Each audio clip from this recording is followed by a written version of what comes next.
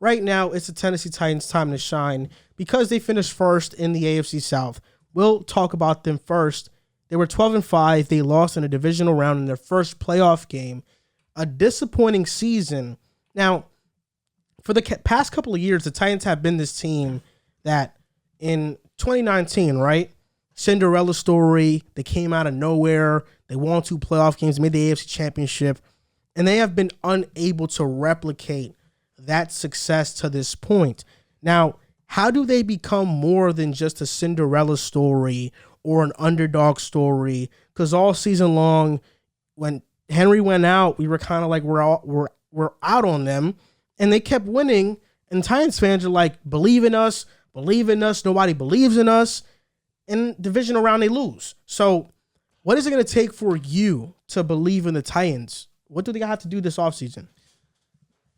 One would be getting another wide receiver. You have A.J. Brown, who, when healthy, is one of the best wide receivers in the NFL, for sure. But Julio Jones had been one of the biggest disappointments of the 2021-2022 season. He was not anywhere near the Julio Jones that we've grown accustomed to. Down the stretch of the season, he had a great playoff game against the Bengals, definitely one of his better games. I think it was the last game of the season, he put up one of his best statistical games of the season.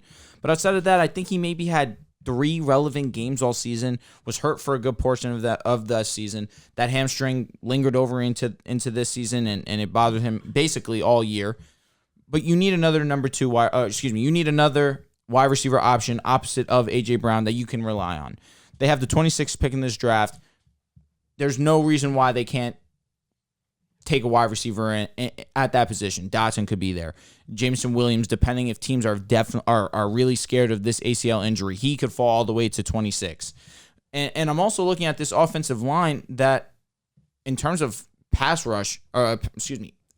blocking, they were atrocious last season. And with a quarterback like Ryan Tannehill, who has some type of mobile tendencies, he's not a mobile quarterback. He's a pocket passer that needs to stay in that pocket and deliver a throw. He needs time to deliver a throw. He did not have that almost at all last season.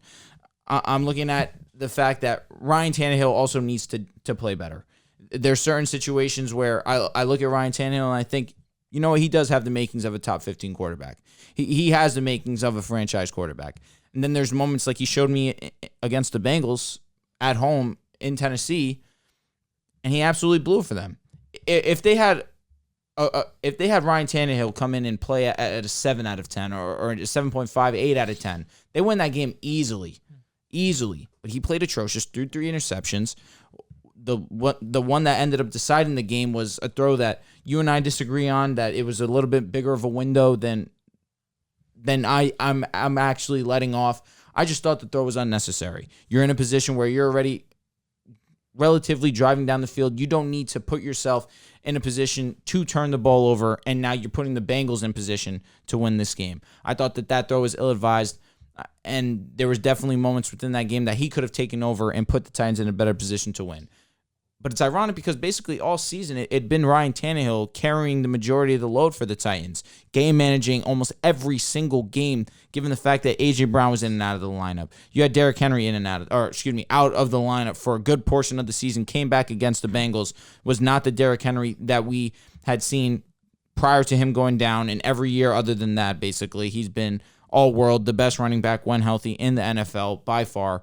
You can't tell me otherwise. I understand Jonathan Taylor's great. He's not Derrick Henry. However, it's ironic because Tannehill had been that guy that saved them offensively. And when you needed him most, he definitely did not shine bright for them. I'm looking at them to address that second wide receiver option because Tannehill needs another receiver that he can trust and not just be solely reliant on A.J. Brown. And I'm looking at them to really address this offensive line. You had Lewin go out, and once Lewin went out, you really didn't have any other solid wide receiver options.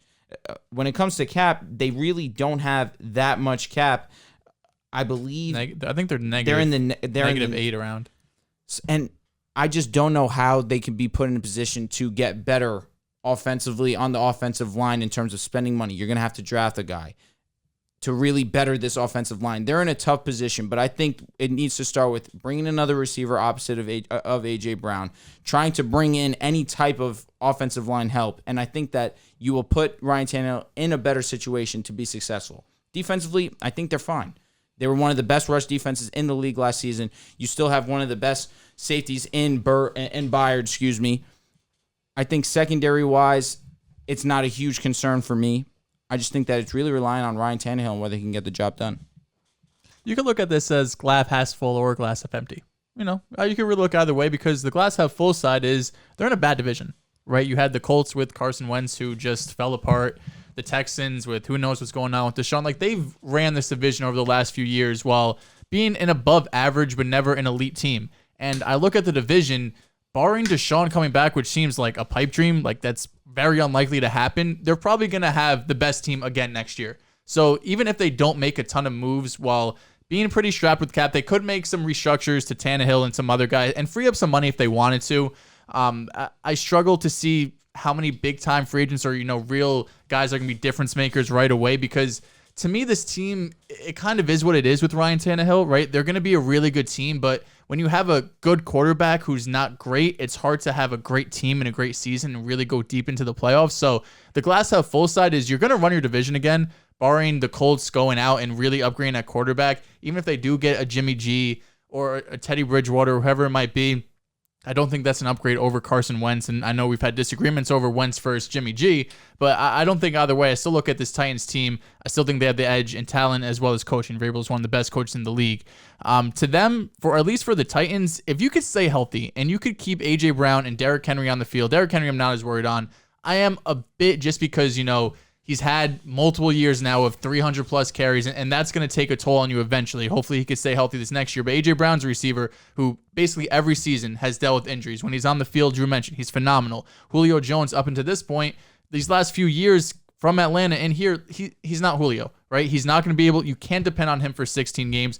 You got to hope he could be healthy 10 to 12 games in the regular season and pray when playoffs come around, he's 100% healthy, and he could be a wide receiver too. But I do think you need another receiver behind him. I'm not a big Chester Rogers guy. I know we've had disagreements before about who's good on their receiver core. Who's the receiver? Westbrook Akini. Yeah, Aquino. He's a free agent as well. I know you're higher than most on him. I like Westbrook Akini. Yeah, he's high. He's probably a wide receiver 4 to me. But I think upgrading wide receiver because you can't rely on Julio, and I don't want my wide receiver 2 to be Chester Rogers, especially when you can't rely on A.J. Brown being there. They do have a few free agents: Ben Jones, Harold Landry, Rashaan Evans, Nick Westbrook Akini. We mentioned J.M. Brown, Frisker, tight ends. A few. It's a lot. A few, and most of these guys are starters too. I think tight end's another position. After letting Jonnu Smith walk the last year, they weren't really able to replace him. He's a tough guy to replace, extremely athletic. I thought Frisker was going to play a little bit better. He really was mid. Yeah, he didn't at best. He was, and he wasn't good. A couple guys at Josh receiver. Swain was their best tight end. Yeah, a couple guys at receiver. If they want to go, maybe a guy like Will Fuller, someone who could stretch the field, probably be cheap. I think Juju, if they do free up some money, that could be a spot he could go where he's not going to be asked to be the number 1 receiver. He could play the slot, even though AJ does play there as well. He could play out wide some more. But, tight end is definitely another position that just give Tannehill another option. I also think edge is a pretty big need for them. They went out and signed Bud Dupree to a huge contract last season. He didn't pay off this first year. He'd had not a season they were expecting, at least. We mentioned a couple of their free agents, Harold Landry and Rashaan Evans, who are both linebackers as well. Zach Cunningham and David Long played well, but not much depth behind them. So linebacker, inside linebacker could be a position of need. And lastly is just tackle. Someone might not be immediate need, but Taylor Lewan is 31 at the start of the season. David Cressenberry, who's a free agent, led up the most sacks by tackle this past year. So I think tackle is a way they could go, but with being pretty strapped with money, picking later in the draft, that could be a spot for a receiver if they want to invest in. They're not going to be able to get off Julio's contract, I don't think. So if they could get, a day 1 starter at receiver or possibly one of these tackles fall, because it is a pretty deep tackle class, that makes a lot of sense to me. But when I look at this team, I kind of just think they've peaked. I think we know what they are. And barring them, they do seem like a dark horse for an Aaron Rodgers. If they could somehow upgrade that quarterback position, then we could talk about them being a Super Bowl contender. But until then, I think we just kind of know what they are. I think the Titans are going to fall off next year. They have minus $7.3 million in cap space. You mentioned all the free agents. They're not going to be able to sign all of them. If I had to pick some for them to re-sign. Jayon Brown, I'm bringing back. Ben Jones, I'm bringing back. Morgan Cox, their long snapper, one of the better long snappers in the NFL. Need to bring him back. Randy Bullock gave them consistency at the kicker position.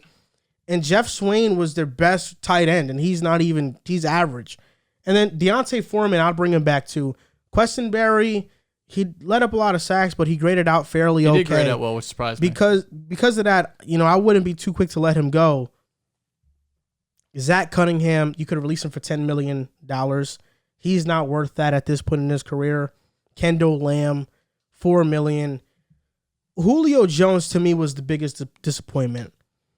When you have a receiving core of A.J. Brown and Julio Jones, we shouldn't be here questioning your receivers. We shouldn't be here questioning you need more receivers or implying that they need to make moves to upgrade their personnel. Julio Jones had under 500 yards last season. Didn't stay healthy. I mean, he didn't stay healthy, but even when he played, you're right. He wasn't very good. A.J. Brown, we know that he gets hurt, but when he's on the field, he's one of the better receivers in the NFL. They need tight end, a corner, an edge presence. I would like a receiver, but for me, I think a tight end is a bigger need. At least if, I think Julio Jones at least plays average. Maybe he can have an A.J. Green type revival and, that's a big not be wide receiver number one, but he's, a consistent second option. For me, it's a couple of guys. C.J. Uzomah, free agent. Kyle Rudolph played in a similar scheme in Minnesota where it was run heavy. He's a good blocking tight end. He's older now, but I think he's still good. Hayden Hurst fits the Titans. I mean, he's just a plug-and-play guy. And I think he has some receiving prowess, but he wasn't able to really be utilized last year because of Kyle Pitts in Atlanta. But his first year in Atlanta, he did put up pretty good production. And Tyler Kroft or drafting a Jeremy Ruckert, I think would be okay. Then for corner, maybe Derrick Stingley falls. Last year, Caleb Farley fell to them. Maybe Stingley falls to them. How many games did Farley play last year? He didn't play too much, but you think Stingley could fall to 26? I don't know if he can. Low. I don't know if he can, but somebody like Farley fell to them as well because of injury. There you go. Because of injury concerns. Stingley has injury concerns. Farley played. I feel like Farley though was injured going into the draft. Stingley just has injuries in his past, but Farley also got hurt last season too, which was big for them. He played 3 games. Yeah, I mean, I'm saying right now their corners. Right now their corners: Janoris Jenkins, Christian Fulton. I think Fulton's going to be a good corner. Trent McDuffie, maybe Elam is like some options at pick 26. And edge, at the edge position, Harold Landry's an edge. It's a 3-4 scheme, so he's their outside linebacker. He had a good year, and I like Harold Landry a lot. Do I think they're going to have enough cap space to re-sign him? I don't. It's a deep edge class, though. So it is. You got guys like Jermaine Johnson, Trayvon Walker, David Ojabo. A lot of these guys there. could cover, too, which is pretty cool. So because of that, I think Titans probably let Landry walk. They drafted an edge in the first round. But I just don't think the Titans will be the same next year. I mean, it was a shock that they won 12 games.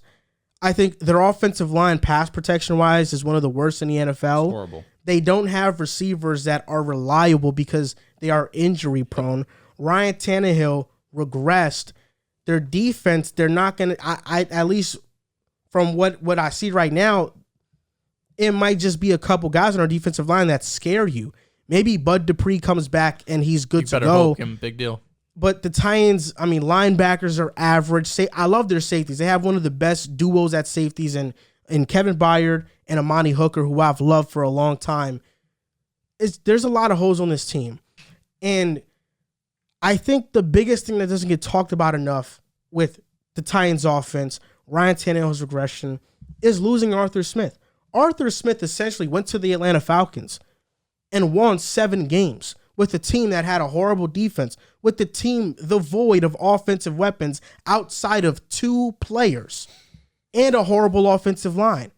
Arthur Smith was able to maximize that team's offense given the personnel. We saw the switch from Arthur Smith to Todd Downing in Tennessee, and it was awful. His play calling is not the same, even though they run the same system. Todd Downing, they have to upgrade their OC. They probably won't, but Todd Downing is not a good play caller. And because of that, I just don't trust the Titans next season. And given they have no cap space, they're going to have to restructure contracts. Yeah, for sure. It's going to be a hard journey for them to I think right now, I project them to win 9 games at most. See that The division's just so bad. I understand the reason why you'd be down on them, but at the same time, we were down on them this season as they kept continuously getting hurt and they continued to win games. Vrabel, like Tomlin gets the most out of his players, and you have a point, but they might lose all of there are a lot of like important players. Yeah, for sure. Their defense, they're going to lose important some guys. players. Like these aren't guys you can just replace. These are important players. I'm with you. So I mean, they could win 9 games. I agree. I guess the Colts could be better than them, but you got to think like they're going to be in the race to win that division. Like it might be an NFC East in past years that it's not great, but they're going to be in the race and could win the division with 9 wins.